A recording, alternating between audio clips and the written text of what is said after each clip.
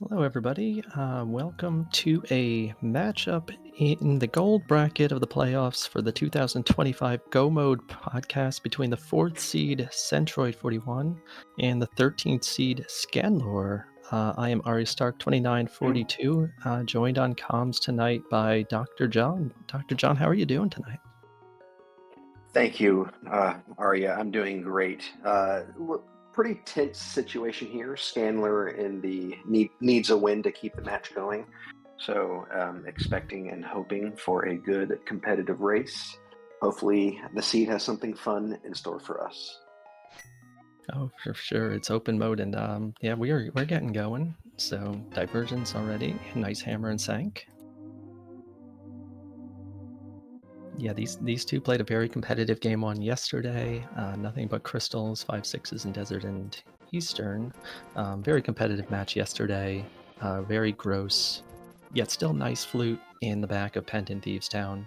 Was the swinging thing in that one. So yeah, I anticipate, as you noted, that this one is probably going to follow suit and be quite competitive. You say flute in the back of Pendant Thieves Town? Yeah, Pendant Thieves Town. No one likes that. And here, that map check, we had a red crystal on desert and eastern. It looks like. Yep. Yeah, not only that, it was it was a Pendant Thieves that had 3 items in the front, so yeah, Centroid was the one who pulled the trigger on that one first, and it worked out. But yeah, we're seeing some nice tree pulls early, netting some bombs, some free bombs in the woods, so no real problem there. Like the first comfort the seed can provide is the stress-free bombs. Yeah, absolutely. And well, super free Pearl, so we're 2/3 of the way to Dark World access already on Centroid's side, and I can't imagine Scanlor's going to be too late to that. Pretty chill start. There's going to be some spices down the road for sure, though. No, yeah, it's open mode. It's what we do. Should also note that joining us tonight on tracking is Centipede, and Sean, secretly a sliver, is handling the restream for us. So thanks to both of them for helping to get this match on. Thanks, everyone. Enjoy the restream.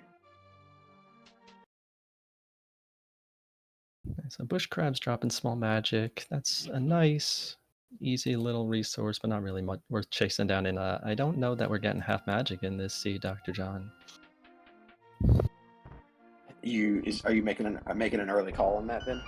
I mean, I have been teammates with somebody who would, maybe consider that ag play solely for half magic, but if in a winner go home or winner advance kind of matchup here, you might not be making that play just for half magic. Sure. Nice bottle. It's always nice to get that bottle so we can just go see Sick Kid. Yeah, absolutely. Anytime you can knock out as many of the CAC checks during your initial trip, the better. We have not seen very much in the way of money, so we'll see if the well here yields anything more than the standard 20 rupees that you can get from the pots. Yeah, not a rupee heavy or beginning. Yeah, It's always uncomfortable if there's a big item on Zora and you don't find any significant funds till deep into the seed. yeah, Zora play never never fun when you get forced into it. We did see a mushroom on Centroid side, and Scanlor just a little bit behind. The only real difference is, Scanlor's made that trip over to the Uncle area. I think it's kind of you think about how ingrained the logic is and how empirical a lot of these things are. But Zora, I love the idea that whether there is or isn't something on the scam fish, it doesn't mean that you're going to get money early or not. The game expects you to farm at 1 rupee at a time if you have to, which can be pretty diabolical. Yeah. But I've seen some funny races swung on who decided to grind out 30 rupees at a time in Blind Hut. Club on Sick Kid, hey, let's just go do Dark World stuff, right? let's do it. Who needs South Shore and density of all these other places? Just go to Dark World. With the mirror, I see? mean, Now we can do the rest. wow. What a generous early layout. Yeah, this is a kind of a dangerous early game layout. The mirror does uh, absolutely make things nicer, in that if you do opt to, say go in the CAC portal, you can mirror, do additional checks along the way. Um, but the more that you start moving away from sphere 0, sphere 1, the greater chance you're leaving something significant that you might, not pick up for a very long time. For sure. Having said that, we're probably getting an early dark. Well, I guess we'll see how long they delay that dip into the dark.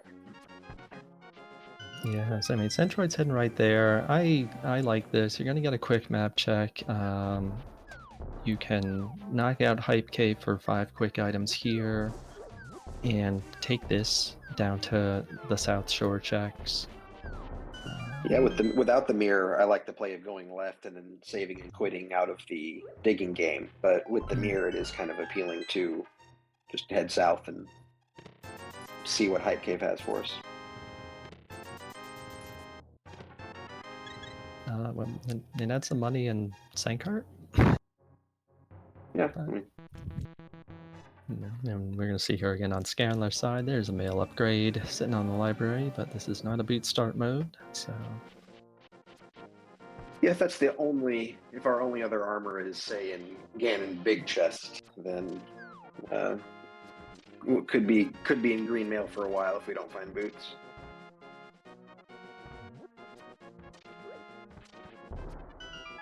So we're gonna have a bit of divergence here. Scanlor might be. Let's see. We're gonna get back of escape, which definitely makes sense. We can logic break the mountain without the lamp and get us and do all of our. Not. I guess we're gonna do back of escape. How tempted would you be to go up Death Mountain and check out Hera and do East Death Mountain before you did your other checks? If I'm confident with my ability to navigate saving Gary in the dark, I would have absolutely no issues. Not no issues, but fewer issues. Hera might still not be beatable. It could be a bad layout where you need a fire source to go to the basement. But it can also give you some information, particularly if you find lamp or flute up there, to find out that the other one is your logical access, which is therefore not on the mountain. Green pendant here, pendant skull, and pod. All right. Pod's kind of up there with thieves, in my opinion. Dungeons you least want to be pendant, but because we're so likely to still go to pod, it takes some dungeons are easier to skip than others, and pod is a hard one to never visit. Yes, particularly if you get to a point where you can beat that and Eastern, you can at the very least combo them here, even if you're not planning to beat pod, because there are still 5 items, at least 4 that are off the boss, and you can combo that in right now with Saha and Eastern. So with a bow, I would absolutely be interested in that. Absolutely. Was just thinking it would be nice to pick up a bow to make that journey double worth it.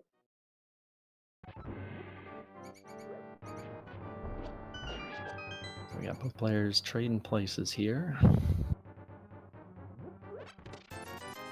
There was a cape in Mini Moldorm Cave, but not terribly much else.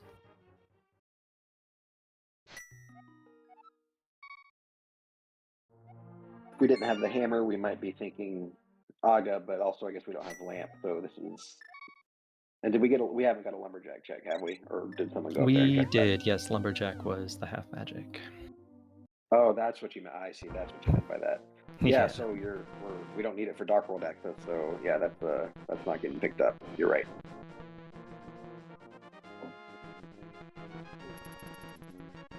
The seed has been fairly generous thus far with the hearts, so that's nice. like to ask, would you rather your early game be healthy, stealthy, or wealthy? And this has certainly been low on the wealthy side, but we've got some nice hearts early. If we're stuck in green mail for a while, it's nice to have some hearts before we dip into these Dark World dungeons. Yeah, this seed has been pretty pretty lucrative in terms of access items, but not really great in the way of weaponry. So I'd absolutely take health here in an open seed, particularly with so many options open. And we do have hammer, thankfully. We're not just punching people or slapping with our fists or our that material. is true. Hammer does have a wonky hitbox, so it can be a Fire little bit scary. source. If I find a fire source, I would be extremely tempted to go to Death Mountain. But yeah, it's so tempting. Or I guess it increases the gamble going up there without the fire source, as you say, if the big key's in the locked behind it. Yeah, again, it's not the worst thing in the world to have that mountain save and quit point. You're going to need to get back up there anyway, even if it's worst case scenario, or, solely for Ganon access at the end of the seed. But yeah, I think both players are making very reasoned choices right now in terms of trying to combo as much together. Kind of a tricky bomb jump here in Skullwoods. You want to get Link's eyeballs just above that crater line, but it's only a frame or two away from. That looks pretty. That was good. Tricky, Yeah, but worth it. yeah, that's first item there. We're seeing on Scanlor's side, opted to mirror to do the dam check, and then K45 Stumpy here into dig game, and I would guess, likely to mirror and go into Village of Outcasts.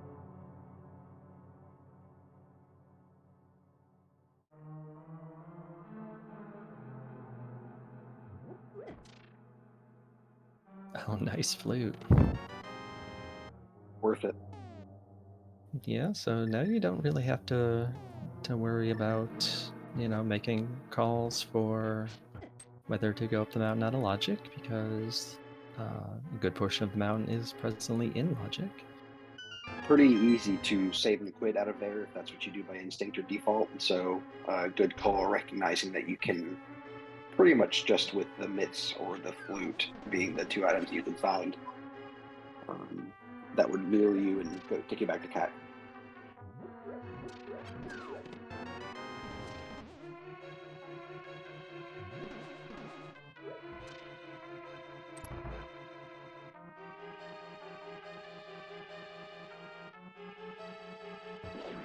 Centroid did not find terribly much in the front of Skull. With it being a pendant, I certainly like gutting that and moving on to the next thing. You do have bumper ledge access. As Sean's noting in chat, like this is an avenue to potentially go up the mountain if you so choose.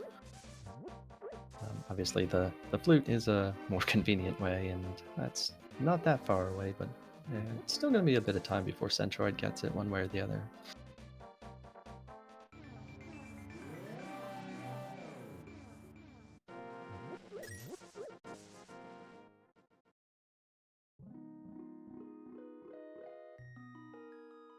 And Scanlor looks like gave up on saving Gary in the dark. With only Hammer, that can be definitely a challenge. I mean, not really many great guide items. Bombs are not really ideal. And if you're just not, fully used to the button presses, it's not the worst thing in the world to just punt on that and let's just keep moving. Yeah, I agree. The hammer is a pretty uncomfortable item to have to use to navigate that area. The sword is kind of makes it not free but very easy for use to the room, but the hammer makes it pretty uncomfortable.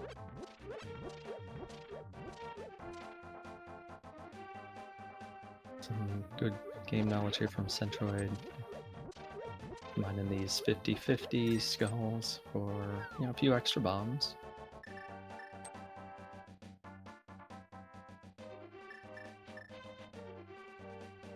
A knockout graveyard ledge. This, without boots does isolate. And I think he's gonna get trapped here. Yeah, he's gonna have to go back around the other way. Does isolate King's Tomb a bit.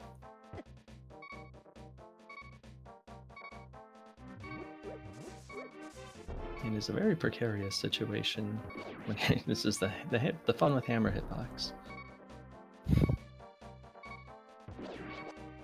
And there is that bad layout in Hera, small key map.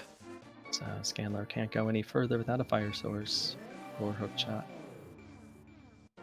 Yeah, that would be disappointing if I made that play, and I'd be kind of like, dang it, you pick up your bootstraps and move on. But that would have been nice to be able to clear that dungeon. Yeah, I mean, there's gonna be a decent chance, I would say, that you might find a fire source or the hook shot on this side of the mountain. If so, then you're just gonna be able to do it on the back end. But yeah, it's definitely always less than ideal to have to double dip dungeons. Down to half a heart scan, and they're very wisely using that potion. Yeah, there's another another fun room in or area in the game when you have hammer.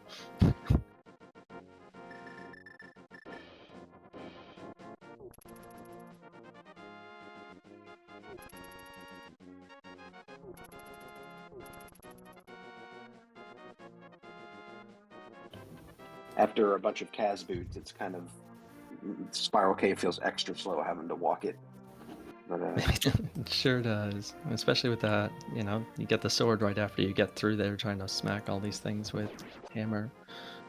nice payoff though with the sword. Absolutely. And good knowledge here that you can use the mirror block deletion at the bottom, top, middle of Paradox, whatever it is. It's a Paradox. It's hard to tell. Do we know if the original developers were aware of this, or I did it don't get know. out to the public and? They don't return my calls, so. Come on, is it Miyamoto, or am I getting that wrong? Chat will correct me. No, everything's Miyamoto, even if it's not. Fair Even enough. if it's not, it probably is. When in doubt, Miyamoto. Yeah, pretty basically. Alright. Lots of arrows, second bottle. Blue boomerang, more money. Paradox cave didn't really come through there. Scanlor was considering setting up a bomb jump. Spike Cave is in logic right now, but opted against it. Probably pretty close to being even to save and quit to Gary and do Spike Cave. Spy Cave is a fickle location. It feels like one of the 2 or 3 that when you skip it, it's got the critical item, and when you go there, it never does. I know it cost me many a seed, so hopefully it doesn't rear its ugly head this one. So Centroid has opted to re-enter in the village here. Picks up Burna, first item in Thieves, which is a really great item. Low health right now. It's a hammer blind fight.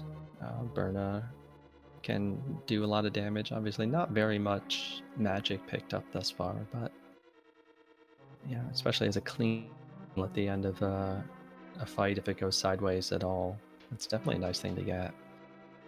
Absolutely. A warm blanket is basically what it is.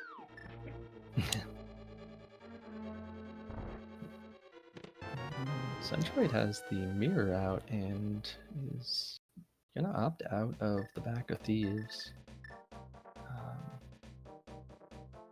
Got one item. I did not see if the third chest was an item or a dungeon item, because I know he got both keys.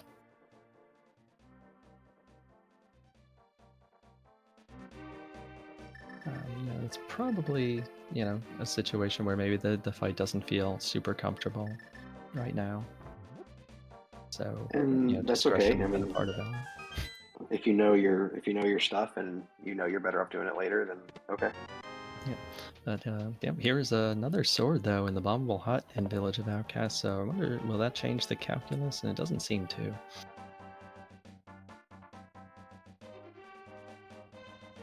So Centroid is gonna pick up his flute here.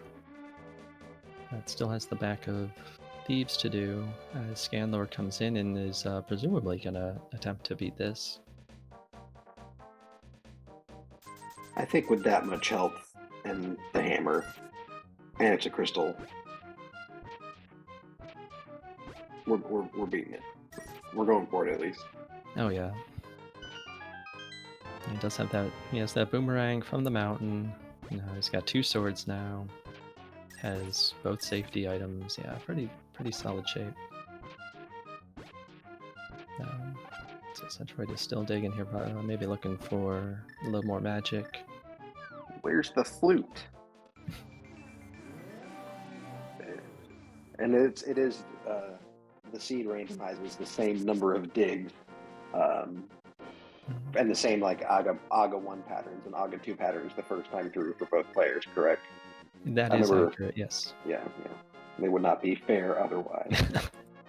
No, they could to get one of those 1 dig and then the other one's there for 30 and yeah, that would be brutal if that was somehow permissible. So thanks for making that obvious fairness play to the developers.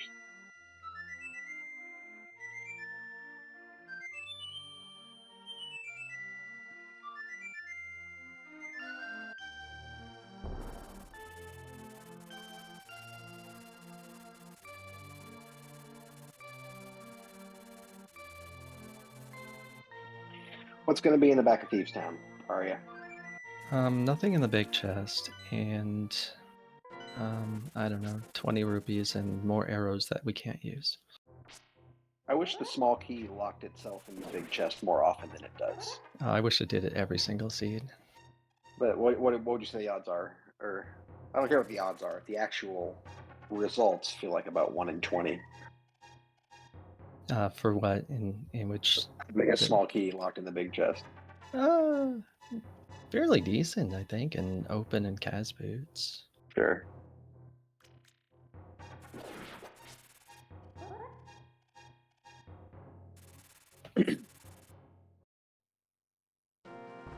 Where is the light coming in from that attic that lets? I mean, because we got in and climbed into a hole in the ground. I guess it never occurred to me where this light could possibly be coming in, but yeah, never mind. I don't know. That's a fair question. I think there's another one we got to bring up to the game devs and just be like, hey, like we're playing this randomized version of your game 30 years later. We've got questions. Do you have time? And like, I mean, maybe they'll say yes this time. I'm guessing you wonder. I'm guessing someone knows if they're aware of the randomizer and if they like absolutely are disgusted by it because we tainted the original, or think it's pretty cool.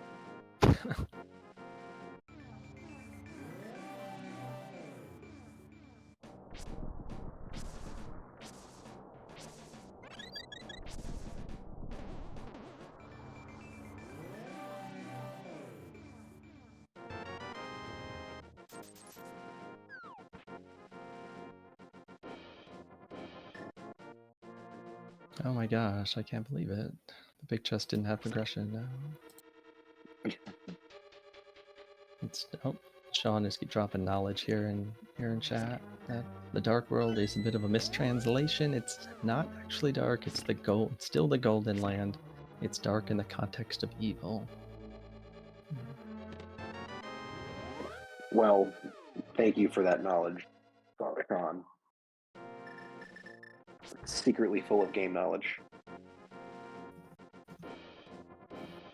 I didn't mean dark in the sense that it's the Dark World, more that the light that is present, how is it getting into the dungeon if we climbed into a hole to get into it, is my question. No, that was Zach's speculation too. The light and thieves from House Structure, Oh, thank you. Blind and Grandma. Oh, yeah, I can get behind that. Scanlor also beat up on Blind. Yeah, that was a really well done blind fight, and that's a good enough explanation for me, Zax. Thank you.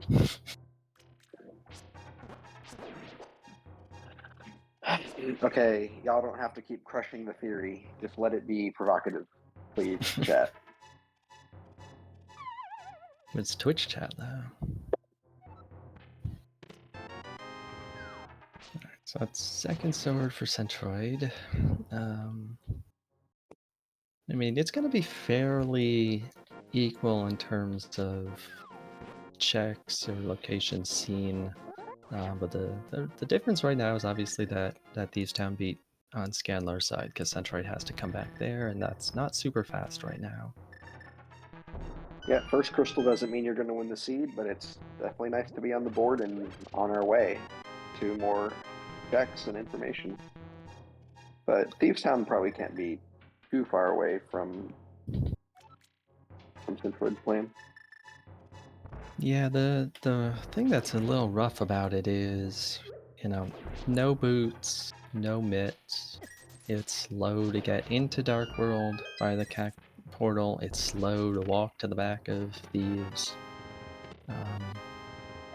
So, the rest of the world has significantly more density at this point. There was nothing major in Thieves Town other than the crystal, though, right? So we know that it's okay for them to play Thieves Town, but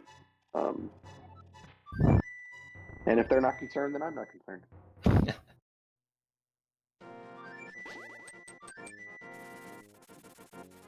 Alright, so Centroid has gotten mountain item parity, plus having saved Gary for not terribly much. I'm just going to turn in the mushroom here. Something clearable crystal. Well, that's true, Sean. Hey, would you like to use this bottle I just gave you to purchase things? Low for the low. They're not even knocking anything off the price. But at least they gave you a bottle to take home. Yeah, it's a souvenir. Fill it.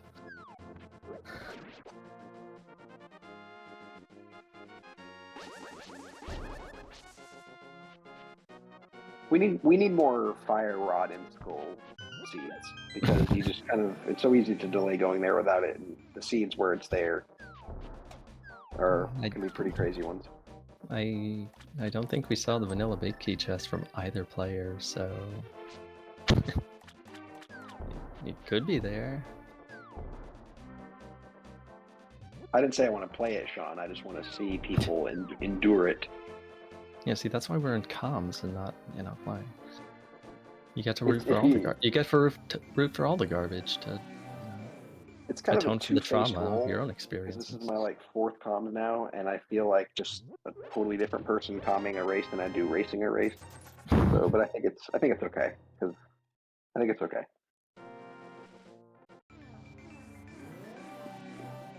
You don't wish despair, but you want kind of fun, provocative seeds. Like Boots on Ped's kind of always a classic example with a requirement behind it or something. But the endless, I guess, combinations of exotic seeds are why we all love it and are frustrated by it, but still love it because we keep coming back. Yeah, provocative's a fun word. Feels like it's in the eye of the beholder, and if we're watching on Twitch, it's Sometimes you feel like personally offended. Like why was that in that location? Why? What did I do? You played Rando. That's, we've all made questionable life decisions. We have not seen a new check, say for the back of Thieves, in a while. I guess if you consider all the ways that life could get back at you, a frugal rando seed is probably better than a super nasty pothole on the interstate or something. I don't know why I thought of that. Yeah, well, it's way less than car repair damage. Or car damage, or whatever.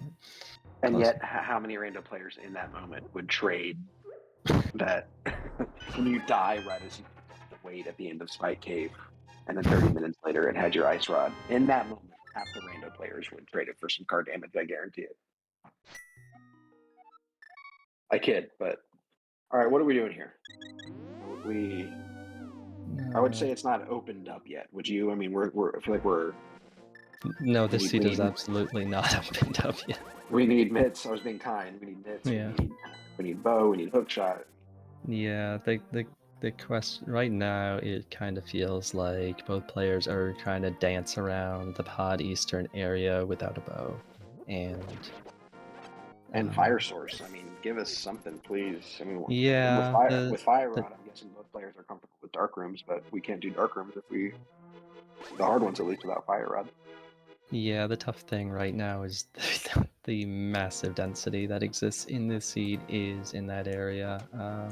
Kind of thought Scanlor might combo this pyramid ledge check with the front of escape, and it looks like that's what actually is going to happen. So, Centroid is going to most likely go back to Thieves to try to clean this up. You could literally see the thought process unfolding. It's like, where am I going? Because I mean, you're constantly not just hunting for items, but probing for not seed weakness, but like, what do I do now that I'm here? And props to Scanlor for realizing that now is the best time to do, as you said, at least the front of escape from the pyramid with the mirror. So even though they had to screen transition back, it's still worth it if there's, just to route it effectively. Yeah, I'm pretty sure. Yeah, okay. So I think that the map is in the back. So that means we have 3 items here.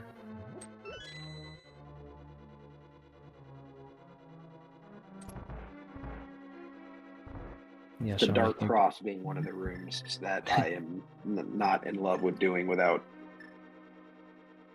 Fire Rod. Yeah, that's understandable. At least, Scanlor has swords here, so swords, a good amount of health. Even if you just brute force it. Is there normalized movement you can do once you get up, and because you can feel the wall and ride it all the way to the torch to the bottom right of the chest, but I've never figured out a way to normalize the movement to the chest from there. And or if one exists, I've not learned it.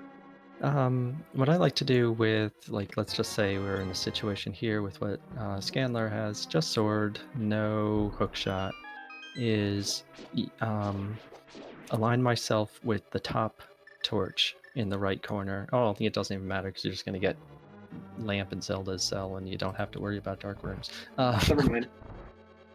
Yeah, Please answer the question still, please. Yeah, I align myself with the top right torch, get underneath it, and if you go directly left, you're going to walk right into the side of the chest, and it's just a slight movement under the chest to open it. I like that. That's a good thing to practice for all of you in the chat plus me that want to practice that. And what a convenient location for the lamp. Because I'd be thinking the whole time down there, like, there's an item in Dark Cross. What could be there? Oh no, accidental mirror. That hurts a little bit. We'll lose some time, but we have to go back. This would be a mistake to leave, so count our losses and go back.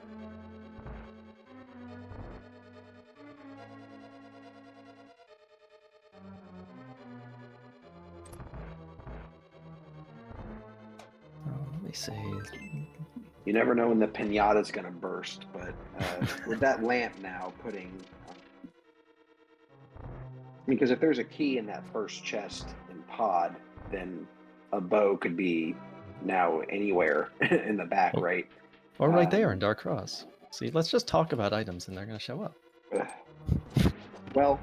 Yes, and again, to the point, like, yes, you're correct. We're just going to have all of our comments just rendered moot by the seed. Thanks, seed. We have not seen the spoiler, nor have we come up with creative commentary to disguise that we have.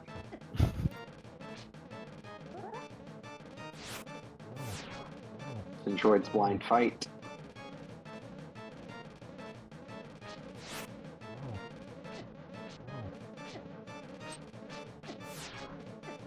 Got loose on the 8th hit there, but clutched on 2 hearts.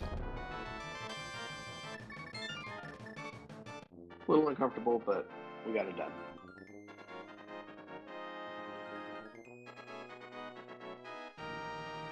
Scanlor potentially forgetting they had a flute, or knew they had a flute and just trying to get their steps in, which is understandable. Yeah, Is this our the first seed. Baja check from either player? Oh yeah, absolutely. As one does, 34 minutes in, sure. Yeah. What you got, other Gary? So yet another heart. Throw it on the pile, and we have enough health. Just give us things we need. So I think this is a very reasonable play from Centroid too, and it has the potential to be very unfortunate, given what we saw Scanlor pull in Hyrule Castle. Yeah, I mean, way too early to talk about leads or anything like that because they each have a crystal and are both in the pot area. I mean, Scanlor has the lamp, but to your point, if there's something in one of these dark rooms that Centroid is not comfortable accessing, like the mist or the hook shot, then that could be a big deal. Yeah, I mentored Centroid for the majority of Swift, so his darkroom knowledge is very strong. What's really mostly concerning for me is the lack of the bow from Darkcross and just for necessitating a return trip here, because he's already had one double dip when it came to Thieves Town, and unless there's a funny second bow in one of these two dungeons, it's going to be another double dip of Eastern at the very least. I mean, yeah, if you're rock solid with your dark rooms, then I guess the bow would only be devastating if there's something on those two bow lock chests or behind Helma.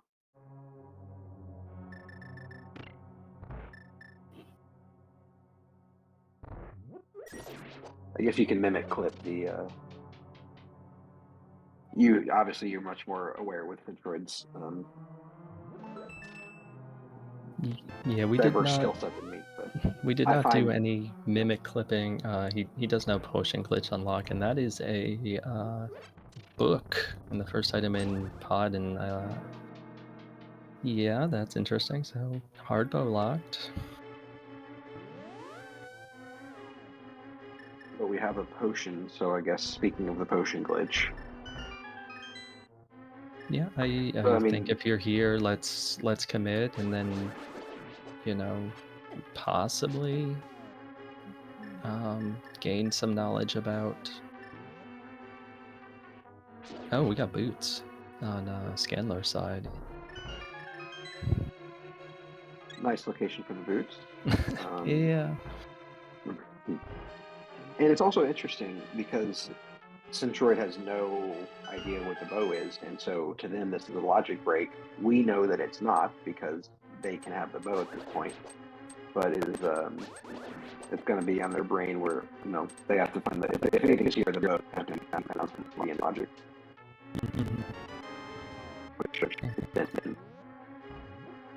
We found it, but they haven't. Yeah, with the Eastern Crystal, you know that there's at least one bow that's going to be outside of GT. Again, like the hope kind of here is if you pull anything of significance, obviously, if it is bow locked and anything that is found here past that first chest in the book there is not going to lock your logical first bow in this seed. It's a good point. It seems obvious, but I never thought about that fact that the logical bow has to be before. And welcome in Raiders from Shin. We are about 38.5 minutes into this open mode race between Scanlor and Centroid. It's been pretty close thus far. Scanlor got the first crystal on the board and just recently pulled lamp and bow from the front of Hyrule Castle, which is the major difference in this seed right now is they're both in the pod eastern area. It's a best of 3 series with Centroid taking the first one, so it's a winner go home for Scanlor. And I mean, we don't root for anybody, but as many game threes as possible, just for drama and tension, is kind of what I'm rooting for the whole bracket stage. That's fair enough. We didn't avoid the pink or red stage almost, but that's okay. Just an extra couple of seconds. Yeah, Scanlor had that fight measured up fairly decently, and I think just slightly off on the timing at the very end, but cleaned it up well.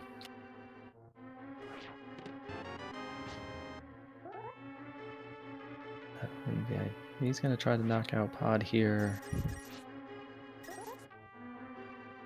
In Scanlor's position, what would your thought be on killing Pendant Helma if it's got an item in particular? This is not Turtle Rock is green pendant, right? Yes. Yeah, I mean, so. I'm here and you're not coming back, right? So we have lamp and hammer and bow. If there's an item on Helma, I'm trying to be thorough. I don't want to miss it, so I'm gonna go kill him. Yeah, this is a difficult spot. It's one of those like tough questions because the items that have been picked up along the way, the lamp, the boots, the book, each open a few things, including 2 crystal dungeons. Yeah. But they are through the everything we least need, dense dungeons. everything we need could be behind Helma, or could be on Helma. It absolutely could. You could have mitts there. That's why it's an intriguing call to make. Both rods. I mean, the hook shot, the critical medallion. I mean, it's too valuable to leave behind because that'd be almost a last locate unless you bottleneck to the myth or something, which would be a last locate. We might not even need rods in this seed, which is pretty entertaining. I guess it's only hard required for Turtle Rock and Gold. And logically required for the right side of GT. But yep. Interesting. Tile room.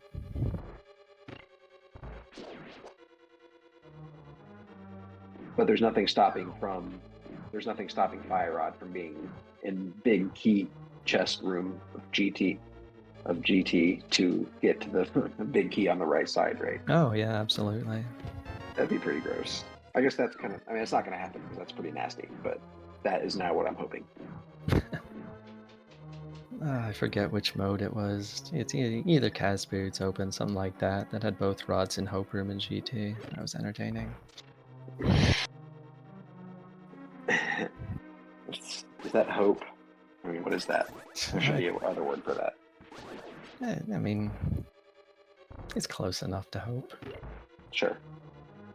Well, I guess if you're going into that room needing both rods to be there to continue, then best outcome.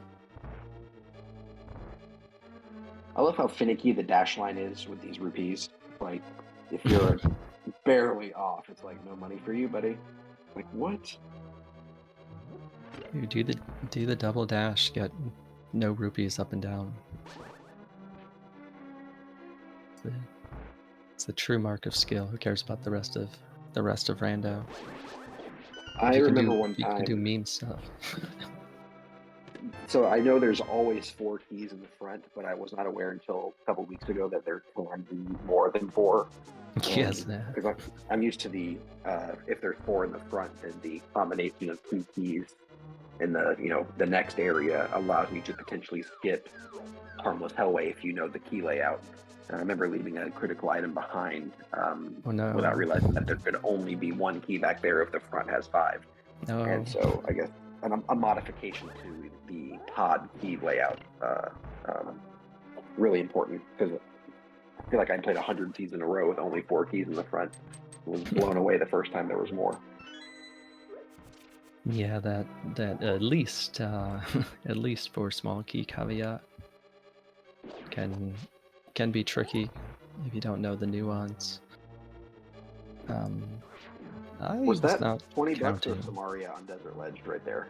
That was the OK boomerang. The red boomerang. Okay, that's about as good as Samaria. It's, if you can convince Meyer to accept it as the way for you to access Biddy, like I'm down with that. Maybe it says endearing. Maybe that's a better word. It's, I mean, it's got its own emote. If you go to Speaking of an item on Helma, twitch.television.tyler_salt. say that again about Tyler. Hey, Tyler's got his OK Boomerang emote. It's Sure, sure, sure. it's got its own branding. Scanlor just disagreeing with our take on pick up the Helma item. So Yeah, I was not sure if there was an item or not on the boss. John, are you confirming that Helma has an item? Okay. Thank you, Sean. Or I guess our tracker as well. Thank you to our tracker. It says there's one. Okay. That's good enough for me. Oh, nice Midson Desert. All right. Yeah. Cool. And that book was in pods, so...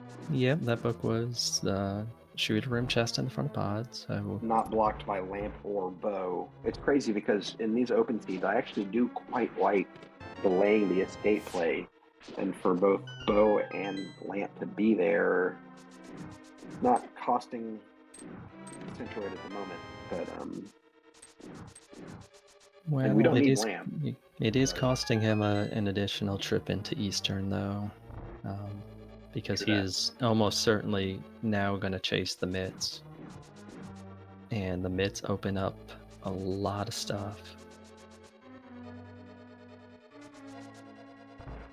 And particularly if, there is not another accessible bow, there isn't a fire rod.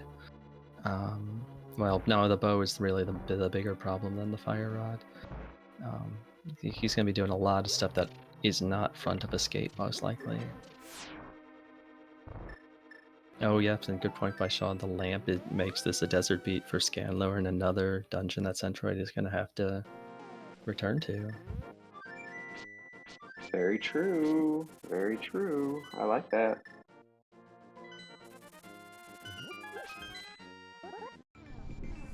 I mean, I think that Centroid is making the right plays based upon the information that he has. He's been going to places, he's been getting items that are yielding consistent progression.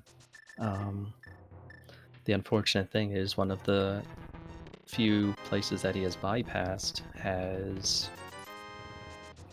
a critical item in the bow. Here's the fire rod Meyer shed, so that's a positive. He can now beat Desert here. Let's not call it a bailout, but yeah, that does. No, that's definitely a bailout. Let's call it a bailout. That is absolutely a bailout right now because you can at least get this done. Still have to go back to Eastern, but yeah. But yes, we don't have to go back to Desert. The fewer areas you have to double dip, particularly in a non-keys mode like this, is really ideal. Pretty solid Lammo fight with a bow and sword strat. Yeah, it works, a solid combination.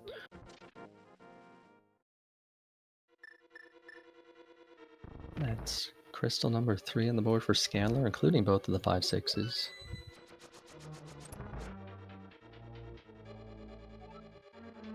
Are we going to...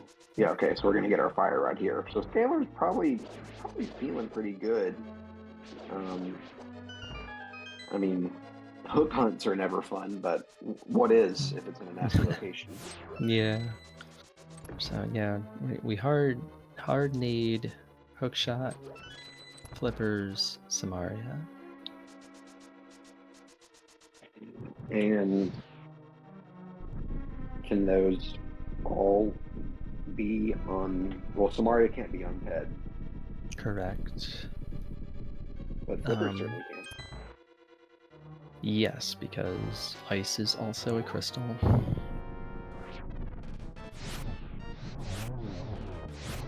That would be pretty gross. It would be, yes. It most definitely would be. A couple of items away from that really being a reality.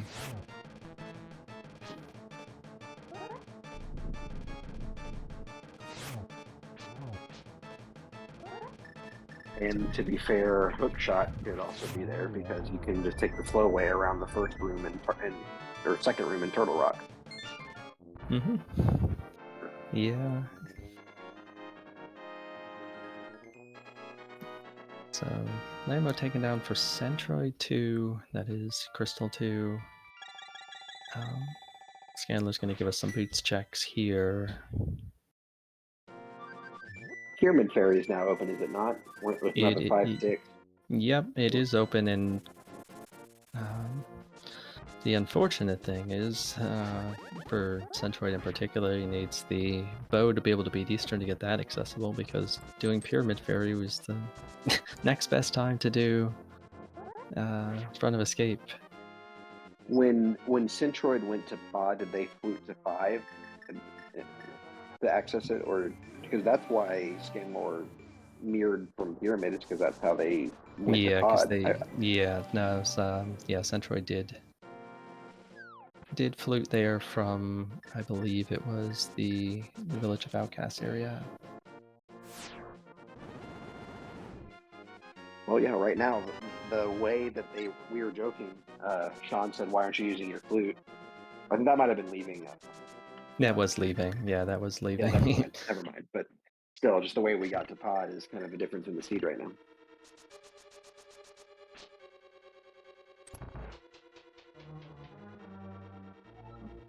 So, yeah, both players now back on the mountain. Fairly reasonable. Again, they've both basically gutted pod. Options are starting to run short. They're shorter in Centroid's mind than they are for Scanlor, but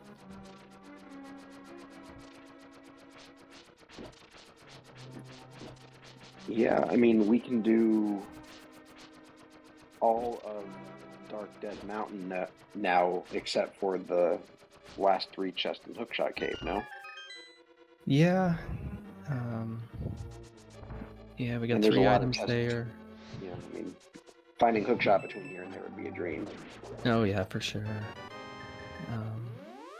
Yeah, there's 3 items accessible there right now in Logic. You still have Spike Cave.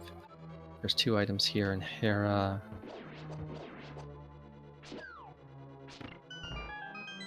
And I think, yeah, right now if you're making the play to come back up the mountain as both players have, you just beat Hera. It's the slow way, but you're getting it done. Something like a hookshot on, like if we find some, I guess it'd be too specific, but like if we find Samari and something that we, like hook shots on Laser Bridge, for Ice Rod on Argus or something would be pretty nasty, but I guess we're getting into the good stuff here, are we? I mean, let's just cook up some whatever. I mean, we're trending toward some grossness right now. There was a peek at the Meyer medallion. Did you or Centipede catch that? Yeah, Sunny's marked it on the tracker. It is bombos, and both players shoot. Both players are shoot going in there. I quite possibly would have given it a look. Myers, I can understand, particularly on Centroid's side, wanting to avoid yet another double dip, and Moldor not playing nice there. Myers kind of the one dungeon I'm not as pressed about double dipping. So at the very least, you're gonna get the big key out of the way. The other options right now are either kind of bad and/or out of logic when it comes to ice. Yeah, I was just thinking ice. Like, this is kind of one of those examples where, it'd be a pretty excitable play to just logic break Ice Palace and see what you find there, but it probably feels like the safer play now to delay that until you find flippers. Do you agree, or would you be looking at Ice Palace with a side eye at this point? Like, particularly if I had Samaria and could really make it quick, I probably would have already been in there. Now, when I was in the tournament a couple years ago, would I have already been in there? That's a different question. But it's with Samaria, like, you're not gonna find flippers there, but you could find one of the other two back-end items that you need to beat this seed. Um, and I mean, it's not horrible to get around. Centroid I know, has a basis in NMG, so skilled in stuff like IPBJ and stuff, and we've seen a lot of skill on Scanlor's side. Wow, I mean, the seed bailing us out with Bombos, because I was thinking that a medallion hunt is also uncomfortable, but Bombos just on. I mean, we're just opening T rockets to potentially save time later. It's dependent. There might not be anything in here, but I like the idea of opening it now and save it for later if we have to.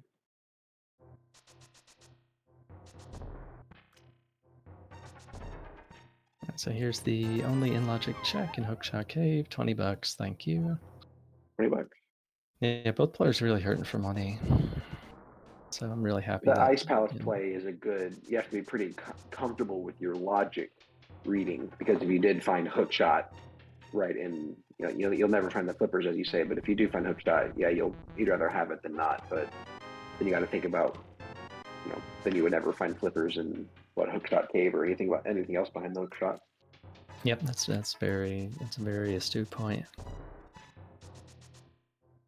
Third sword in Super Bunny here, so that is nice for both players.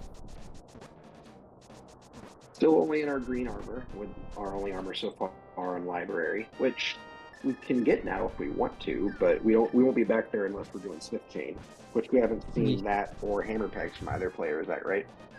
Yep, with the Mitts location, they rightly, well, I mean, they needed to get to desert to get the mitts, so yeah, they've since taken them to the mountain.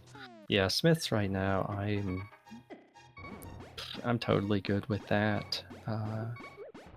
Again, none of the options really are fun. This is one of those pick your poison situations, but Scanlor has the edge just from that front of escape play. I And mean, they have 4 crystals, and we can't get in swamp, and Ice Palace requires a logic break. I mean, to your point, Meyer is looking more and more appealing, is it not? Yeah, like these are again like some of these tough situations that you wind up having to make calls on, and why one makes a decision either way to avoid things or choose things usually makes rational sense. In the game logic perspective, it can be a bit different. Like, you love to avoid it going to any dungeon before you can beat it, right? Sometimes you have to dip, though, to get something that's going to open up the rest of the seas. Sometimes it will be a required double dip. It's definitely just not a enviable decision, because now it's dip Meyer or do some of these overworld checks, which we might be seeing from Scanlor. Yeah. I mean, it's the Samaria dungeon. We're not in Samaria Go modes or anything, but it does feel. I'm going to take that advice in mind, Arya, as we move forward to be less afraid of going into Meyer without Samaria. But yeah, I mean, again, it's not like it's not a thing that you really want to do initially, right? If you can complete other places rather than uncompletable mire, absolutely. But like, if it's a situation you're getting like late in the seed, you have late access to the mire area because, let's say, mitts are later, and the rest of the stuff you have is like, basically what we saw up on Dark Death Mountain, which just a few checks and takes a while to do a mountain climb and get into the Dark World, or Smith Chain, which takes surprisingly long, even with boots and all of this. Making that mire dive while you're there, if it pays off, like it pays huge dividends. So we are still, I mean, we're almost at the 1 hour mark here. Scanlor is it the 3 items from Go mode: the Hookshot, Samaria, and Flippers? Yeah. And so, yeah, I mean, the 4 crystals up, they feeling pretty good, I'm guessing. Will Centroid do their? Looks like it. Yeah, just a Oh. unfortunate mirror spot. Oh no, Uncle too, right? No, it wasn't done Uncle.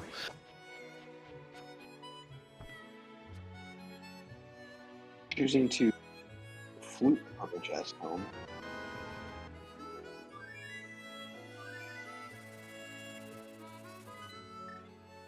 Yep, so we're about to hit the 1 hour mark here in this race, and let's give a quick shout out to again, both runners, Centroid41 and Scanlor, game 2 of 3 in this series.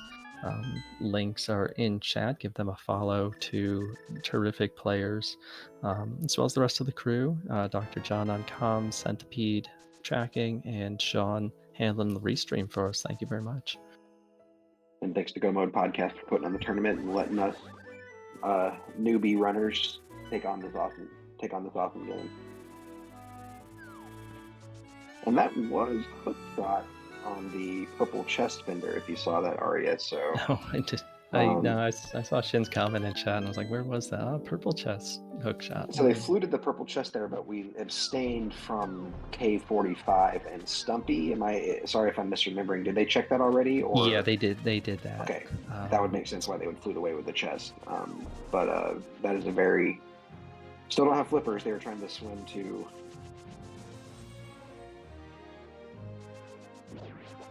Just turn it or check Bombo's tablet.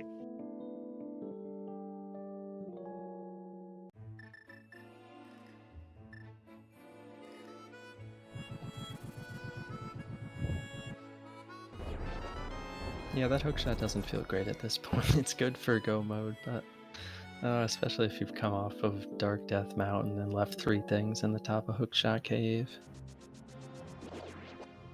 True that. Yeah, if the other 2 things we need are there in the cave. And you wonder if Centroid has the lamp and about to be getting the bow. You wonder if they're going to say some choice words under their breath.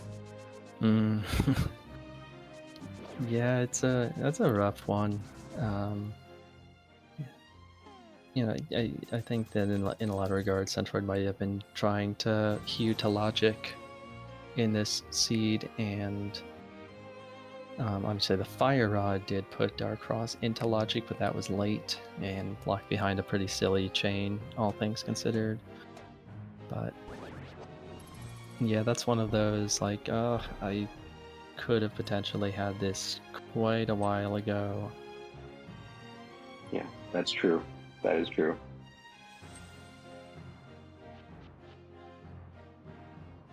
So we are getting Pyramid Fairy here on Scanlor's side. Centroid left in the Dark World and has apparently changed his mind. I think it was initially a catfish play. So now I'm going to flute off. We missed.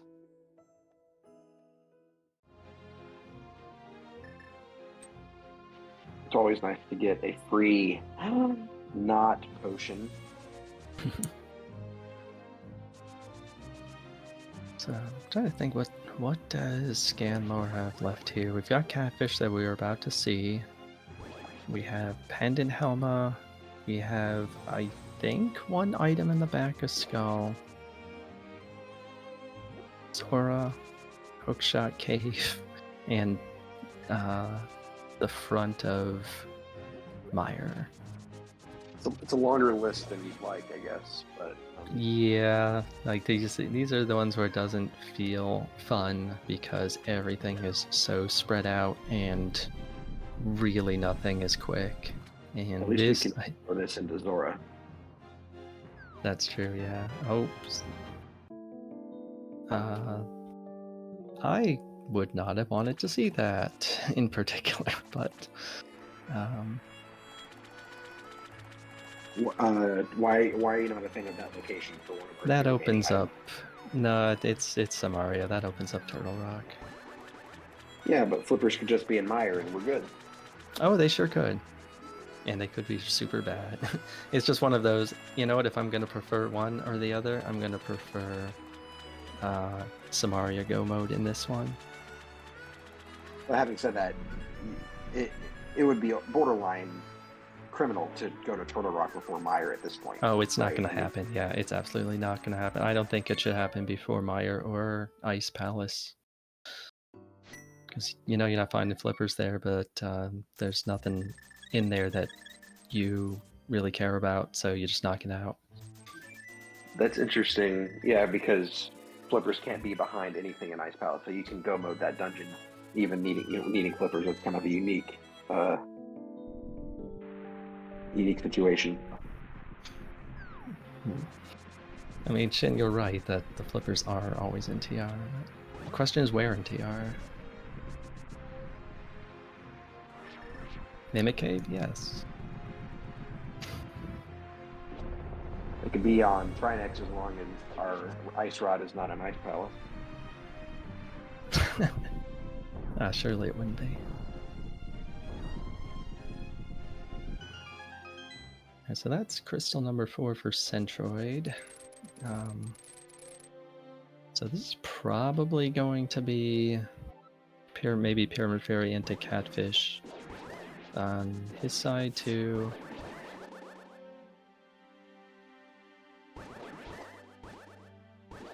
Which will get him Samaria, but yeah, he's chasing Scanlor by a handful of minutes right now. Yeah, I was thinking it was a few minutes too. You would think that the Smith chain is going to look attractive, although if they get Samaria at the end of the sequence and go into Meyer and find, I'm just thinking if they find flippers. I mean, if flippers are in Meyer, then Scanlor's lead is even more extreme. But how long will they delay the Smith sequence? Yeah, it's a fair question.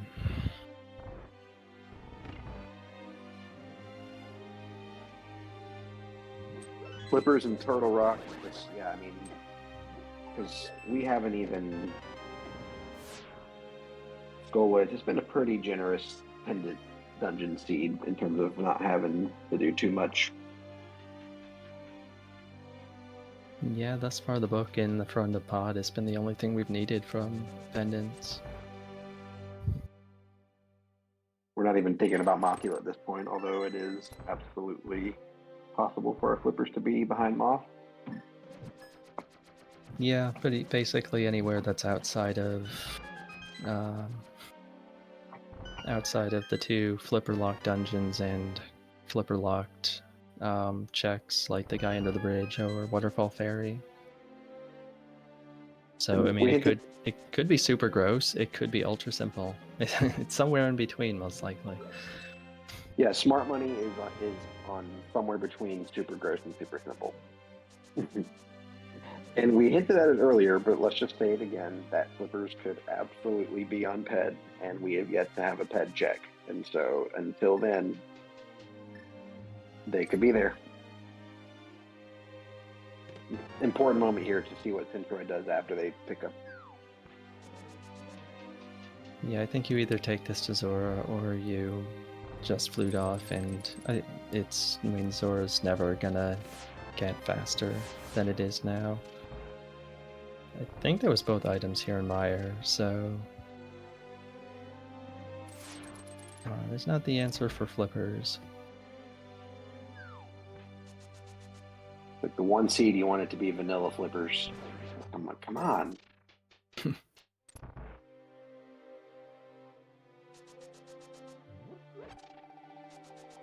Or do you remind me? It's been so long since I played the vanilla version. Do you ever get a hint that they're up here, or are you just supposed to wander up here with money and find the flippers? I don't know. I've played the vanilla version.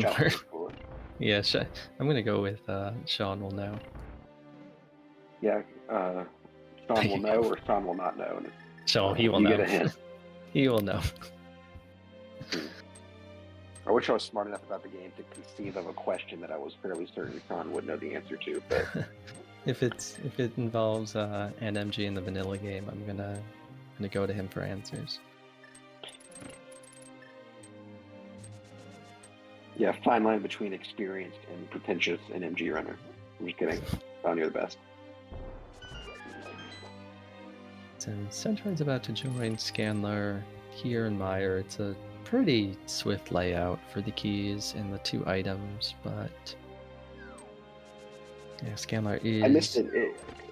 It looked like Scanlor fluted. They set up the spooky glitch when they got to 6, but did they forget or accidentally deactivate it? I did not see. Sometimes you just don't actually do it correctly either, which is you might be just like a hair off from executing it correctly, because I've done that before thinking I screwed it up, but then I tried it in the next room and it worked just fine. So Interesting. I was not actually paying strong enough attention to the level of precision for what he was trying to set up there. But just to be clear, as long as you get under the rock that you have to lift up while the duck is still on screen, you've successfully activated the glitch. Is that right? I believe so. Oh, I guess there was a second item on the boss, but that works out. It's not like you're gonna go chasing cutscene chest for the potential second item, so that works out perfectly for Scanlor. Crystal I number love that 5. play. Just go to the boss and hope the second item's there. Pays off nicely if you're right. Yeah, I think I was told like a ways back that Meyer is like typically the least likely boss to have an item, but one of the two. Obviously, it's a dungeon that has few items to begin with, so but it's absolutely the right call here. You don't want to be chasing a really slow cutscene chest. Unfortunately, Centroid's going to be chasing a really slow cutscene chest. Don't go chasing waterfall or cutscene chest. Yep. Definitely a hookshot cave play here from Scanlor, and if flippers are here, then it's looking outstanding for Scanlor. But yeah, I think this is hookshot cave into TR. Missed an opportunity to save some time. Correct me if I'm wrong, but it is a couple of seconds faster from the cave start to take the portal south of here, is it not? Which portal? The one when you hookshot across the bridge, you can just the portal that's right there and take that up to Hookshot Cave versus if you've got this opened already, then this is going to be faster. Is it really faster than that other way? Mm-hmm. I believe so. I think it's relatively marginal, so but it's worse. It's worse when you. It becomes slower when you run into Deadrock bad luck like Scanlor did. Yeah, that was in the plan, but I mean that is to be honest though, when you're starting off, like those are variables that you do need to consider though. Like, you know, the more comfortable you get, the easier just to deal with Deadrocks. It's not simple. They are pains in the butt, but Hookshot Cave reveal coming in hot. Useless Quake and more money that was badly needed. Yeah, that's the definition of useless Quake right there. Thanks, Quake, for nothing. Yeah, this is right now. This is just to take it to. You're taking it to Laser Bridge. You're taking it to Laser Bridge. If you get Ice Rod, you're beating Helma. I mean, you're beating Trinex. But flippers are in Helma or Ped, right? I mean, yeah, it's. I mean, the worst case scenario for either player having to play this seed for a really, really long time is Ice Rod being on one of those other bosses, and then having to come back here and later need Ped. To clarify a point, I was thinking it was, I believe, Centroid earlier that had come up and opened up the TR portal. I was thinking that when Scanlor was coming up, that they were going straight to Hookshot Cave and not. Okay, and that's very understandable. Yeah, that's a fair point. Another example of just because how many times do you climb the Death Mountain? Dark Death Mountain with different destinations and goals in mind. So knowing which portal to go to in which circumstance can save a few seconds, or why not? Yeah, you hope to not have to be climbing it as many times as both players have thus far. This has not been Not been the most fun seed in terms of making this area convenient. I admit I don't think I've ever seen a Flippers Ped seed. Do you happen to know what the inscription is on Ped for Flippers? Uh, That I'm Water guessing foil Sean has is one no of the idea. hints, but that might be a post-game one. Fancy a swim, that's right, Sean, thank you. Yeah. He made that up. I don't believe that at all. No. I wish it was made up.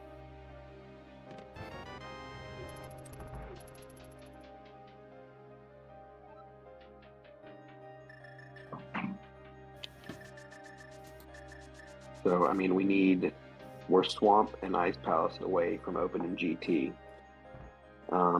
And we know Flippers can't be an Ice Palace, so it's pretty pointless to go there right now. We're just Flipper hunting because we're kind of grateful that we're Flipper hunting to de-incentivize going into Ice Palace.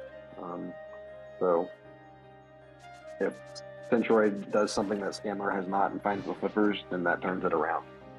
But yeah, right now, I think the very unfortunate thing for Centroid is he really has one option, and he's not one realistic option, and he's not going toward it, which is understandable, and that would be to go to the back of Skull. Because otherwise he's just following in footsteps. He's going to knock out Smith Chain here, which makes sense, because that avoids a mountain trip. Helma is also the other play that Scanlor has not made. Yeah, and that feels like last location for both players. Which is not much different from Ped at that point, because if that's your last location, you might even consider checking Pedestal before you go back to Helma Store, right? And we have mirrors, so if we ever do go to Skull, I would probably guarantee we'll see a Ped check at that point, but neither player seems to be interested in that at this point. Yeah, if thing is, like, Ice Rod is in Turtle Rock, and they wind up beating it. It could be rendered moot as to whether you even need to read Ped, because if you're going back to the back of... If you're going to go read Ped, you're going to be doing that when you go to the back of Skull, and there we go. It was Mimic Cave. Flippers in Mimic Cave, that is go mode for Scanlor. Very nice find. This game and its jokes. Yeah. Get to go mode 2 of the dungeons you wish you could most go mode. Oh yeah, for sure. So I'm just catching up on the chat. So throwing the blue boomerang is what broke the spooky glitch. Is it throwing it at all, or the fact that the boomerang made contact with the switch? Somebody else will hopefully have that answer, because I am not sure about that. I was asking you and the general public, and not Sean, or the people that I was asking. And not Sean, no. No, Sean can answer you. Throwing either boomerang makes spooky. Cool. So either boomerang, the powder, the Maria itself without dashing, and maybe one other thing I forget, but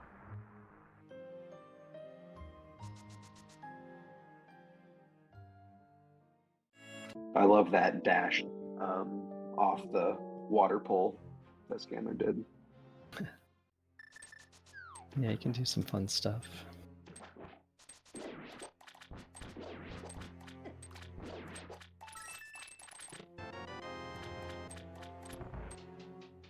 So yeah, I think in this situation, it's justifiable to, check the stuff right in your path along the way here in both dungeons, but honestly, going out of the way for much of anything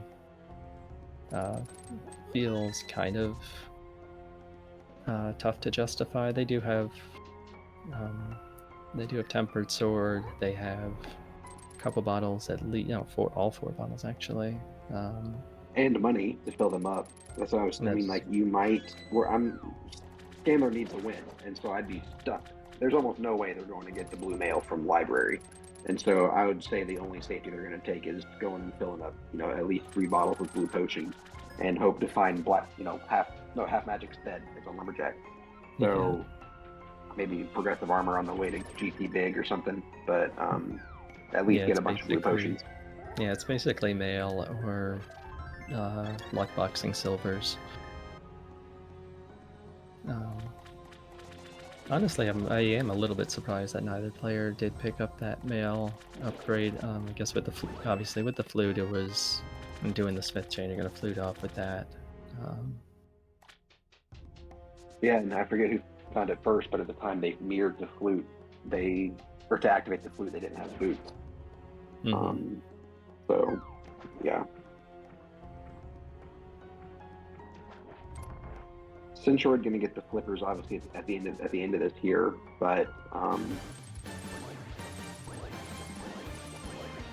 I guess then they'll be caught up, right? I mean, they did pick up the land. We just haven't put that on their screen yet, right?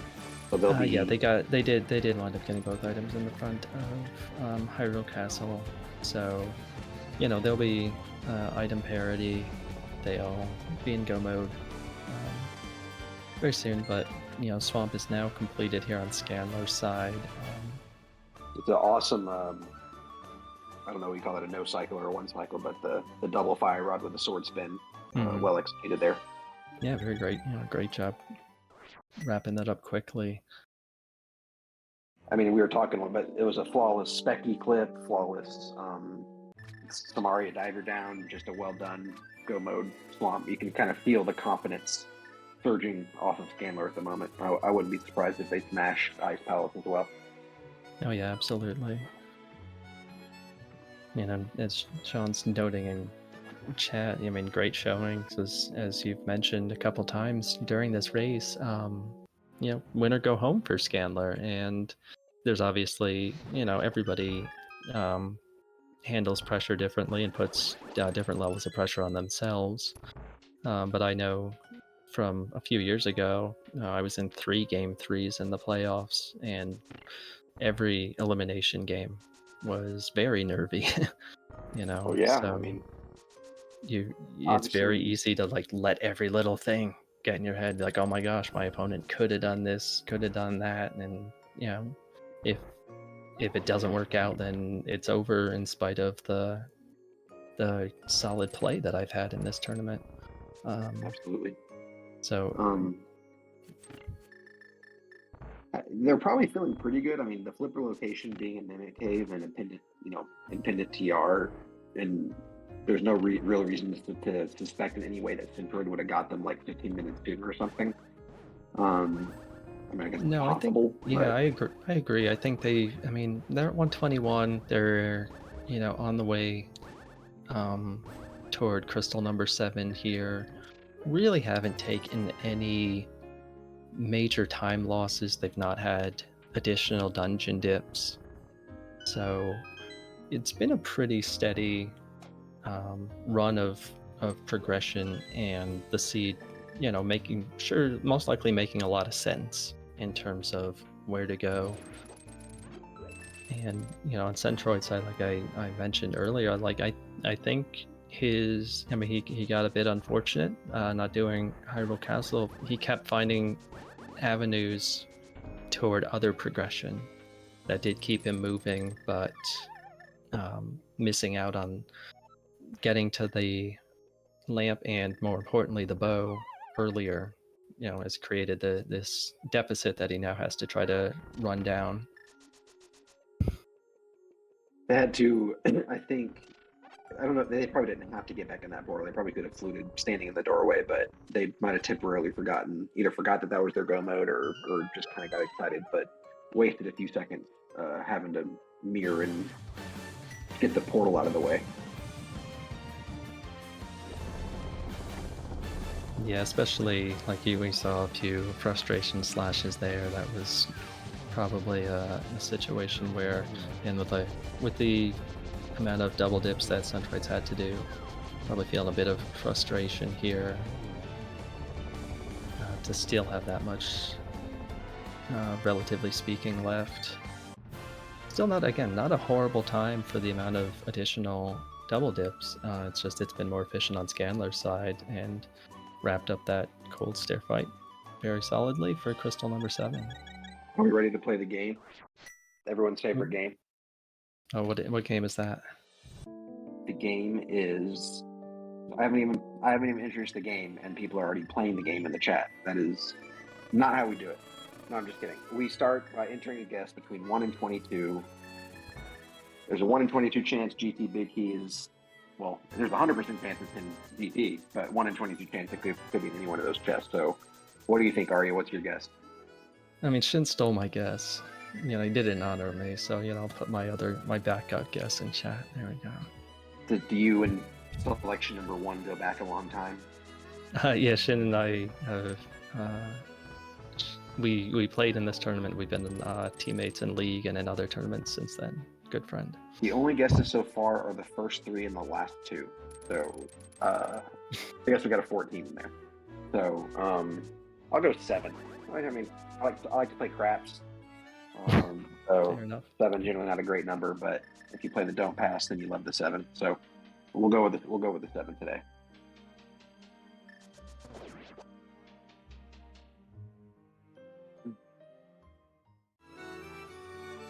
And I love the best of 3 format because, I mean, obviously one of the, the number one kind of staple of the tournament is it doesn't matter what your skill level is, just kind of put yourself out there. The fact that you're even racing and willing to learn and improve is what this is all about.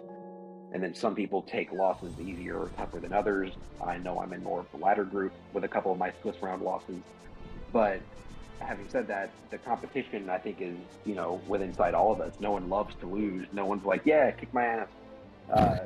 So, doubling down like Scanlor did and feeling the pressure and coming through with what looks like, I'm not going to call it a win yet because they got to kill the pig, but if they clear this out, this is going to feel extremely good and set up what's going to be a pretty tense game 3 and kind of let that competition, good spirited, friendly competition, of course, but the competition is it's more in your face now than it was in the Swiss round since more is on the line.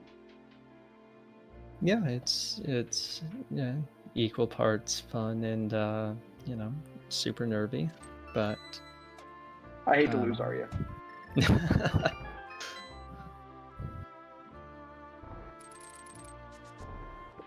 I take it a lot easier than I used to, but it's to your point, it's as long as everybody comes out of here having learned something, and I think most importantly finding a greater enjoyment for the game, then the mission of the tournament's done. And I think we've seen from basically every single person that I have seen play in this tournament that their skill level and ability to be competitive in the racing format has improved by leaps and bounds. So on that end, it's always a success. And in each bracket, only one person's going to win it, right? And everybody else, falls a little bit short, but as long as you take things. Last, but maybe you're a little kinder coming out of this tournament than those tournaments.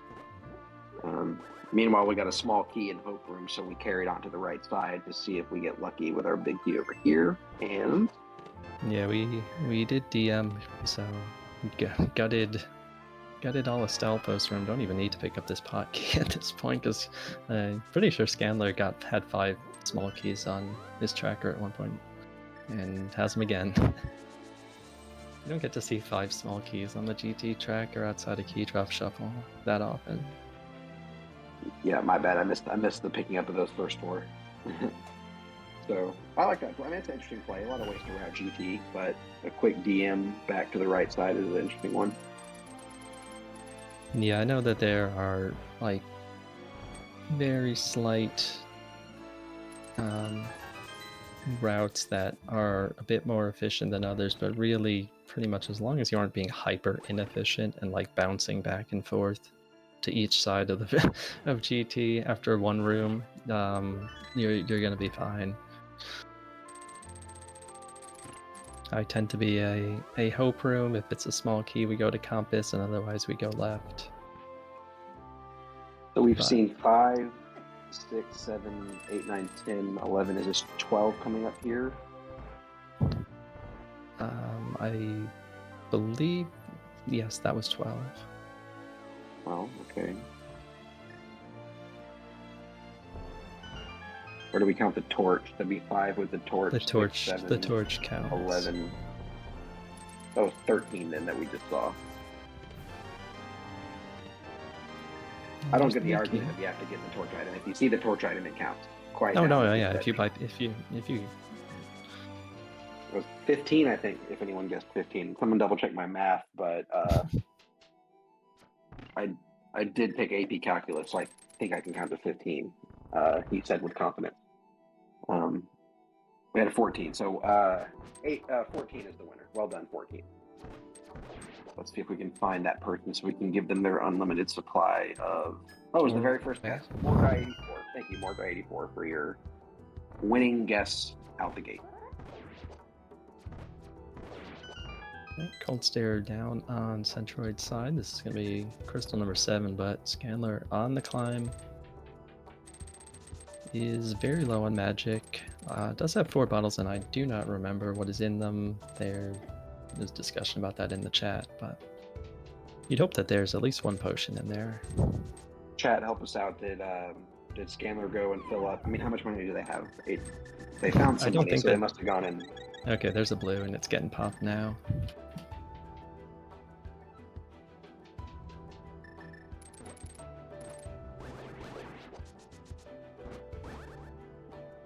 If we have in the gauntlet. No. Yeah.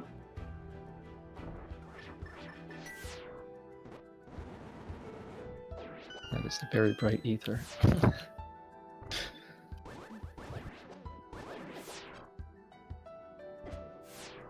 It's obviously more sketch when you're on green mail, but you know, the more comfortable you are with the gauntlet, the less you want sword beams. Because they can just make some of these rooms drag.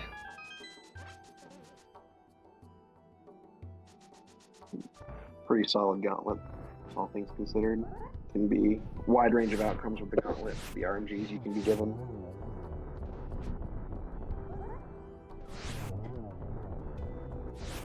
That's 2 Lamos down. Oh. I kind of trying to use our fire rod but save the magic at the same time. Is it worth it there to slow down and take the slow sword fight to guarantee leaving this room with full magic? I think it all depends on really what you got in your bottle. I think here you're fine because you're using 2 Samaria blocks. You can use lamp on the torches. You can get a magic refill after the torch is won. So I think you have enough magic to get through those rooms that, you know, if you can finish off the last landmo with fire rod, you do it. If not, you know, it depends on exactly where you are in the cycle of being able to kill it. But I mean, with tempered sword, a spin and a fire rod shot will kill it. So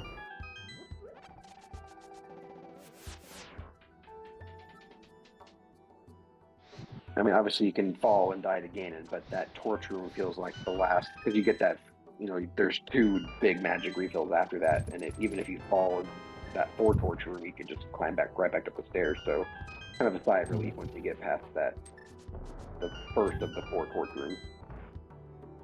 yeah, for sure.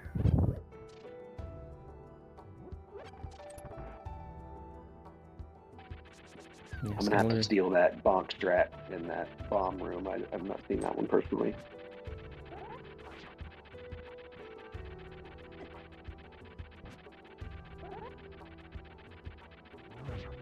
So Centroid is going hope left here, which is going to save a little bit of time over Scanlor having gone to Compass Room, but you know, still needs a lot of unfortunate things that we don't root for to happen. Yeah. So we are not rooting for a Ganon fall. We are just simply stating that we probably need a Ganon fall if we're on Centroid's side. Scanlor's in pretty good position even with a fall. Well, if he broke his leg when he fell. If the boots don't work anymore, you gotta hobble your way back up. You know, that could swing things, especially in a silverless fight. When you think about it, Link has fallen from great heights, and a lot of other characters from these NES and SNES games have just remarkable ankles. When you think about it, but I mean, That was you an know, awesome. Did we get a triple or was that just a bunch of doubles? So that was a pretty I good think it Agate was a fight. bevy of doubles. I think that last one was lined up for a triple, and Aga decided to die instead first. So I think that's a little That was an unfair, awesome but pattern. That just perfect lineup for a triple that we don't even need. mhm. Will we get a 1-1? I mean, we got to go for the 1-1, right? We don't have silver, so this will be a silverless fight, but let's see if we can save time with a 1-1.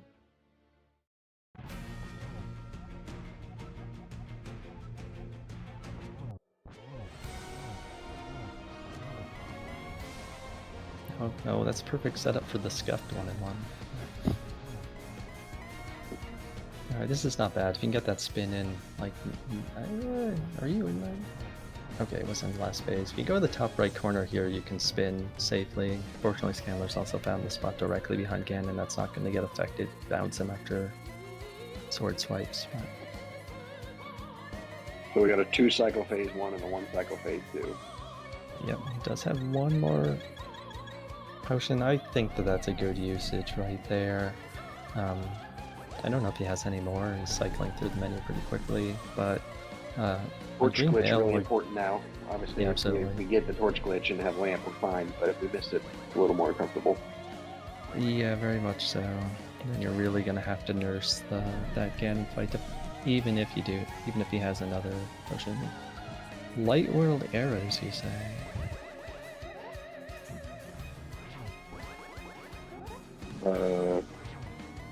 Well, it's like hobo, right? Like hobo. Hobo. I don't know if they're specific enough to say the bat.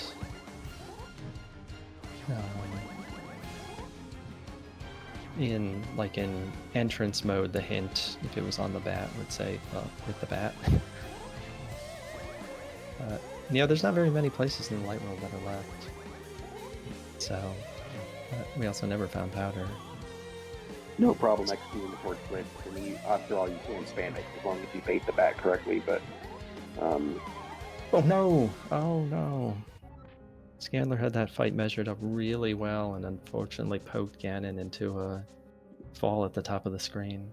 that's pretty tough because they were probably only 2 spins away. Yeah, they were doing a really great job of setting up Really great job. triples with lamp, which are not easy by any means. I thought that as well because I was like, oh, you can get a third one in, but it requires getting that first one in so perfectly timed with the relight. Really well timed triples there. They're probably freaking out for sure, but we know that they could afford that fall. But let's see if they can calm down and re-execute. And to your point about note early about the seeded patterns for Aga fights, Ganon fights, this pattern has changed in the refight here for Scanlor. And they're putting on Cape here, which makes me think that they have another potion in the back pocket. There will definitely not be enough magic for... Well, there is no magic right now. So yeah, okay, good. They were fully stocked up. To your point, though, if they forgot, then that would make this uncompletable, and we would have to die, mirror out, potion shot, and be a full-on disaster at that point. Yeah, it's not. It would not be wonderful, but fortunately, had that extra potion. There we go. So, yeah, to get yourself refocused here is tough. But it's the thing that's got to get done here at the end of this. I don't know. I know that Centroid does check out race rooms. I don't know Scanlor's preferences. I didn't, but that would definitely, if I was, I would be sweating bullets at this point. So yeah, I love the philosophy behind that discussion, whether you do or don't. Because Centroid right now is thinking, they're probably feeling pretty decent. They might think that Scanlor they might be, in each other's footsteps with the double dip they had to do, but their optimism is probably decent, considering they're almost Aga 2. They're walking in. Yeah, it's a tough, it's a tough one because Centroid's route I don't think was bad, but you also know that it could have been beaten by another route, and Scanlor's route, and as we see him kill Ganon, was enough to take it. GG's. Well, we're going to see a game 3. GG's to Scanlor. Yeah, very well done. Pressure situation. Tough Ganon fall at the end and hung tough to pull it out. Congrats to Scanlor. That's got to feel good. Yeah. Now does where's the pressure shift? I mean, they're both going to feel nervy, as you said, but I mean, we'll just hope for a good game 3 and another fun seed and a good battle. Yeah, I mean, these have been two very close races, and it's what you expect. You are in the playoffs, top bracket, two runners who posted very strong marks in Swiss play, and very comparable skill level and performance level.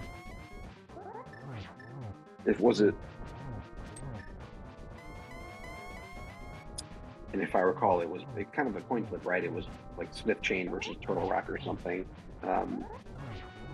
If memory serves, which Don told me in the first race. So, first one was about that. This was about double dips that were quote unquote unnecessary. But yeah, good luck to both runners in game 3. We're going to finish out the Ganon fight from Centroid, and then we'll bring them both in for interviews and see what they had to say about this pretty interesting feed.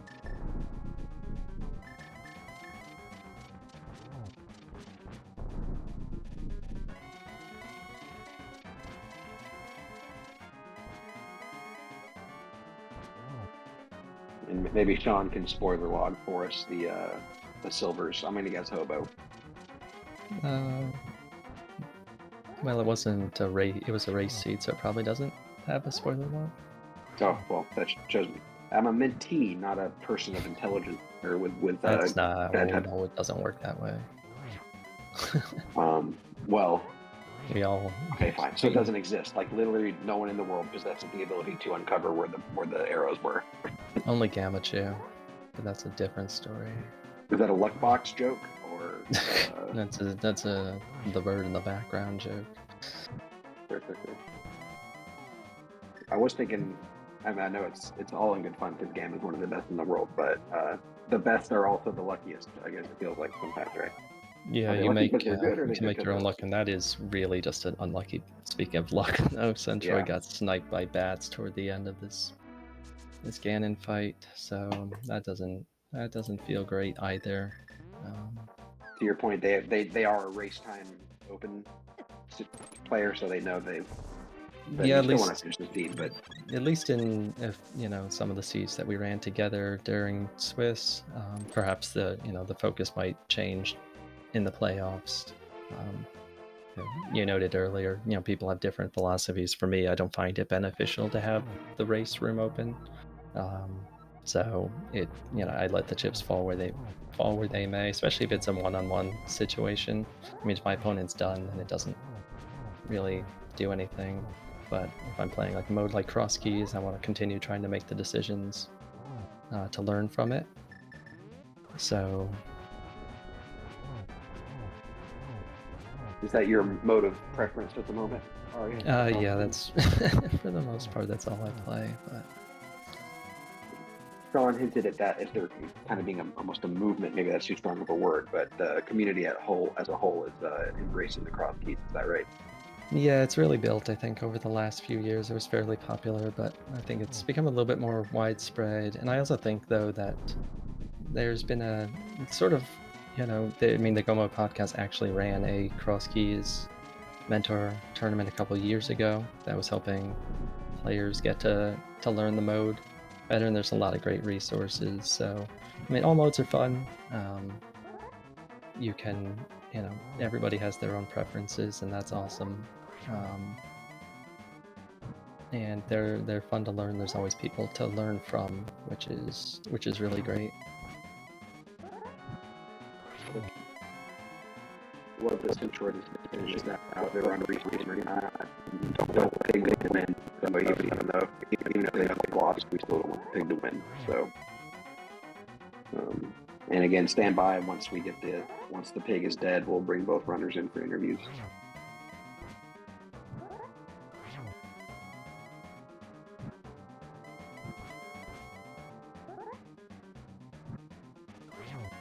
Yeah, we did. One thing we did see, neither runner utilizing Fire Rod to try to set up triples. Again, it takes time to learn a lot of these various strats, and we saw a ton of high-level play from both players. So if it's not one of those, these are the kind of things like I always think of. If it's not really comfortable for you, don't break it out in a race setting. You do what's comfortable, and you learn the additional strats as you build. GG's to Centroid. Pig is dead. GG's. So, yeah, margin of about 5 minutes 36 seconds. Surely With nervy for one both Ganon players. fall per player, so thankfully that didn't have a roll. Call it a walk. Yeah, it's always nice. You don't want to see Ganon falls, as we noted earlier. You definitely don't want to see those kind of things swing races. It's just not fun.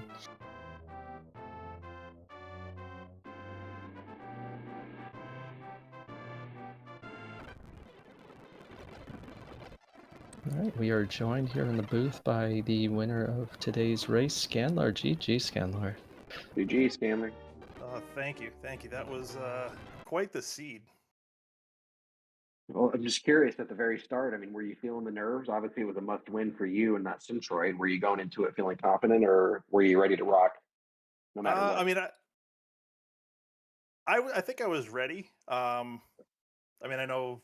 I mean, I don't know if anybody saw the race we did last night, but it was ultimately, I think, a relatively close race. Even though I think the time was like 6 minutes, it just came down to a hook shot hunt that I basically last located. I think that the execution and the routing, I think, were relatively even. He just found that hook shot first, so I felt okay coming into this. But I mean, it's a must-win game, so got to be a little nerves, right? Yeah, absolutely. I mean, that's it's what fuels us. I mean, got to feel the nerves. It's part of it. Centroid also now joining us in the chat as well. GG, Centroid. You didn't GG's. let the pig win.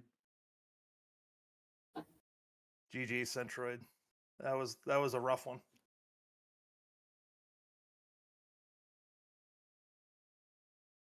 Centroid, are you with us?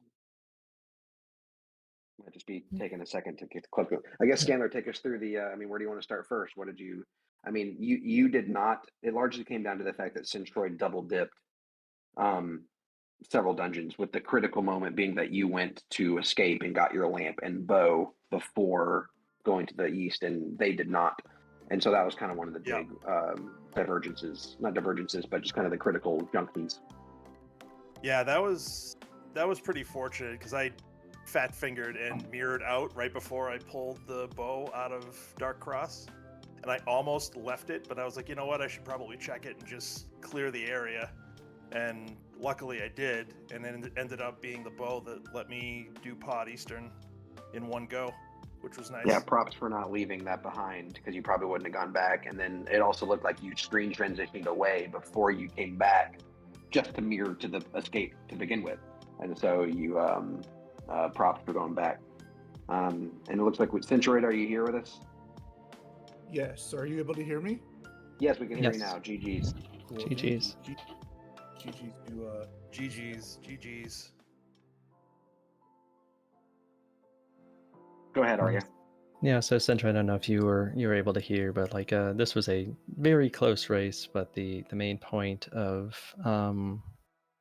really just divergence slash opening up a little bit of a time gap was Scanlor went to the front of Hyrule Castle first, so was able to have a few fewer double dips, and yeah, but I think just from watching here, it was kind of like a worst case scenario, at least from our perspective. I'm interested to get your thoughts about like that area in particular, because even though you had to double dip, you kept finding things that opened up additional avenues, like the book to open desert, plus the myths to open up the myths dungeons and mountain.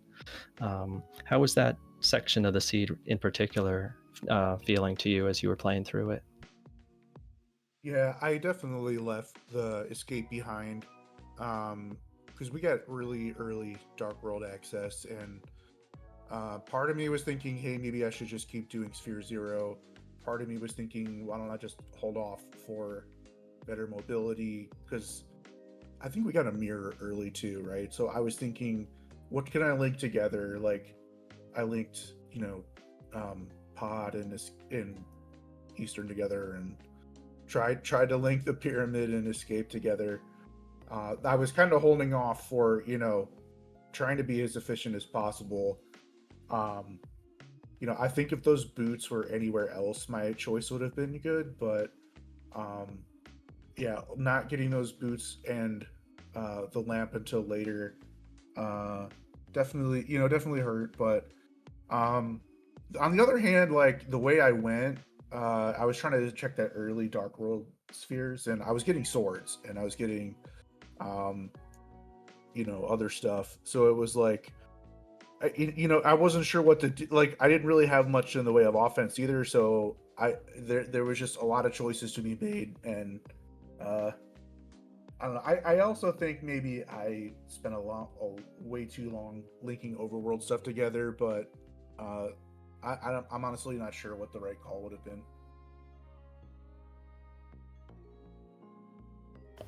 How long until were either of you thinking about flippers on pedestal? I'll be honest, I was kind of secretly rooting for that in the as the seed was unfolding. I mean, I guess you had eventually gone there, but neither one of you did a ped check, and you did obviously find flippers in Mimic Cave. But I'm curious if either one of you were starting to let that thought creep into your head. For me, not really. I mean, my ultimate plan was to, knowing I needed flippers for go mode, kind of leave swamp and ice, obviously swamp, but leave those off and just do the pendant dungeons. And TR had the density and it was green pendant, so my plan was to do TR as much as I could, then head, if I could beat TR, over to Pod, finish that, turn in the green pendant, then go to Skull Woods and do a pet check at that point. But luckily it didn't come to most of that. Yeah, it definitely crossed my mind, but the thing was that with Turtle Rock being a pendant and no ice rod to be found, I really wasn't too worried about it. And that I kind of decided late in the game, like, I'm just going to go to Turtle Rock. I mean, I think my choices were limited at that point anyway. It was like either Turtle Rock or actually finish Skull Woods. Both were pendant dungeons. That's all I had left, and I was like, I don't know.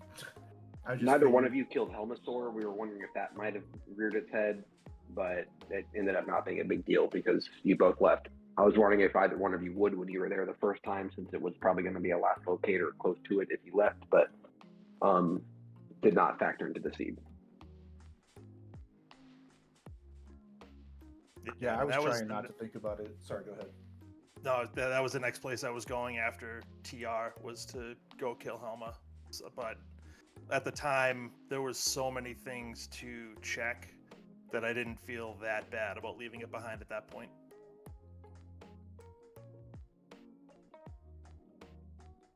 Yeah, and you both successfully never went to the back of Skull. I mean, it was, I guess you had the book in the front of Pod, which led you to the myth, and obviously flippers, on Mimic Cave, but not too much of a requirement from the pendants.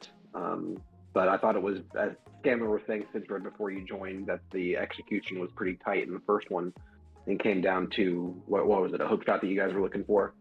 And so we expect more of the same in the third game. And I mean, have y'all scheduled it yet? Do you know when it's going to be, or? All right, Thursday, same time. And yeah, good luck to both of you. Any final questions from Arya or thoughts from our runners? I'm good. I'm happy to hear from the runners if they have anything else they'd like to say.